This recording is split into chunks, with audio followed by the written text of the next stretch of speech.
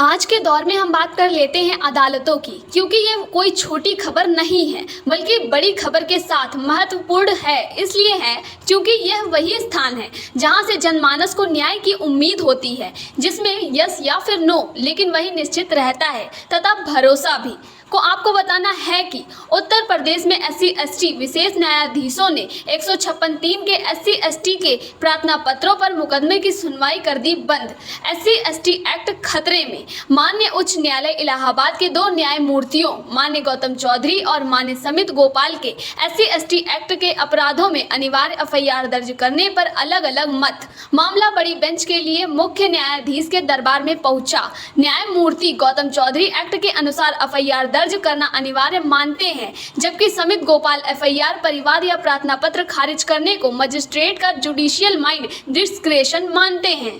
भारत में अनुसूचित जाति जनजाति के लोगों को त्वरित न्याय दिलाने के लिए SC/ST एक्ट 1989 बनाया गया। 1995 से 2016 और 2018 संशोधन करके देश की संसद ने SC/ST एक्ट को मजबूत बनाने का काम किया और त्वरित न्याय दिलाने के लिए विशेष न्यायालय की स्थापना जनपद स्तर पर की गई है। SC/ST एक्ट 1995 के संशोधन में व्यवस्था की गई थी कि अनुसूचित जाति जनजाति के व्यक्ति के साथ अगर गैर अनुसूचित जाति का यदि कोई व्यक्ति एक्ट की धारा 3 में परिभाषित अपराध करता है तो उसकी FIR अनिवार्य रूप से दर्ज की जाएगी, जिसके आलोक में नियम 5(1) बनाया गया और FIR ना लिखने पर थाना प्रभारी के विरुद्ध एक्ट की धारा 4 में 6 माह से लेकर 1 वर्ष तक कारावास का प्रावधान किया गया है। परंतु इतने कठोर नियम होने के बावजूद भी अनुसूचित जाति के लोगों के मुकदमे पुलिस नहीं लिखती थी।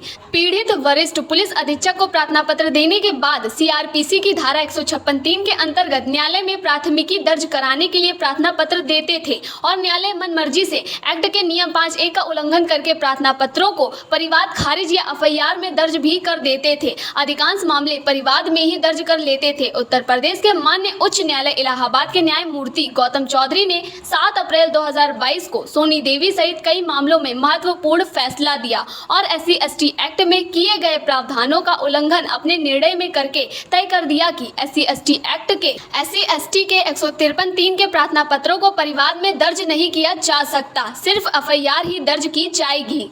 विशेष न्यायालय SC/ST एक्ट का गठन एक्ट की धारा 14 के तहत हुआ है और एक्ट का पालन करने के लिए विशेष न्यायालय ओरिजिनल जुडिक्शन है। यह मूल कोर्ट है। 7 अप्रैल 2022 का हाई कोर्ट का आदेश आने के बाद विशेष न्यायाधीशों को लगा कि अब SC/ST एक्ट के प्रत्येक मामले में प्रथम सूचना रिपोर्ट दर्ज करनी पड़ेगी। उनकी मनमानी पर इस निर्णय के बाद रोक लग चुकी थी। इसके बाद उत्तर प्रदेश में स्थित विशेष न्यायाधीश SC/ST के जजों ने 156(3) के प्रार्थना पत्रों पर कहना शुरू कर दिया कि जब FIR मैंडेटरी है तो यह जिम्मेदारी संबंधित थाना प्रभारी की है। अदालत को इसमें आदेश करने का अधिकार अब नहीं रहा। उच्च न्यायालय इलाहाबाद में एक अन्य अनुसूचित जाति के एटा निवासी नरेश कुमार वाल्मीकि ने उच्च न्यायालय इलाहाबाद में 482 में एक याचिका संख्या 1400-443 2022 19 मई 2022 को दाखिल कर कहा SC/ST एक्ट में अनिवार्य रूप से FIR दर्ज करने का प्रावधान है, परंतु मेरे मामले में विशेष न्यायाधीश SC/ST एटा ने परिवाद कंप्लेंट केस दर्ज किया है, इसीलिए इसे निरस्त करते हुए SC/ST एक्ट की विधि व्यवस्था एवं न्यायमूर्ति गौतम चौधरी द्वारा 7 अप्रैल 2022 को दिए निर्णय में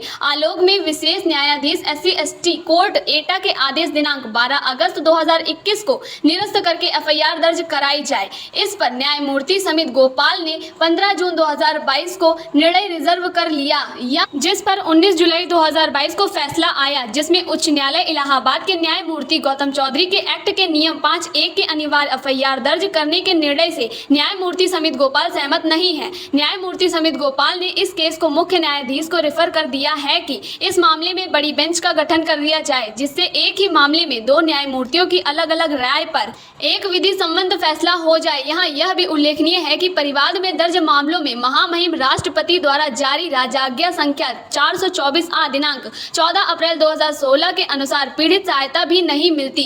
पीड़ित सहायता केवल FIR दर्ज होने पर ही मिलती है। परिवाद दर्ज होने पर पीड़ित सहायता न मिलना राजाज्ञा का भी उल्लंघन है। इसी बीच उत्तर प्रदेश के विशेष न्यायाधीशों ने 156(3) के SC/ST प्रार्थना पत्रों का निस्तारण बंद रखा है, जो SC/ST एक्ट का स्पष्ट उल्लंघन है और SC/ST एक्ट के पीड़ितों के साथ अन्याय है। हालांकि 482 में विशेष न्यायाधीश SC/ST के फैसले को उच्च न्यायालय में चुनौती नहीं दी जा सकती। विशेष न्यायाधीश के निर्णय की हाईकोर्ट में सिर्फ अपील ही हो सकती है, जिसमें दोनों पक्षों को सुना जाना एक्ट के मुताबिक अनिवार्य है। राजकुमार एडवोकेट के साभार से ये खबर पब्लिश की गई है। इस विषय पर आपका क्या कहना है? अपने सुझाव हमें कमेंट बॉक्स में अवश्य दें। धन्यवाद।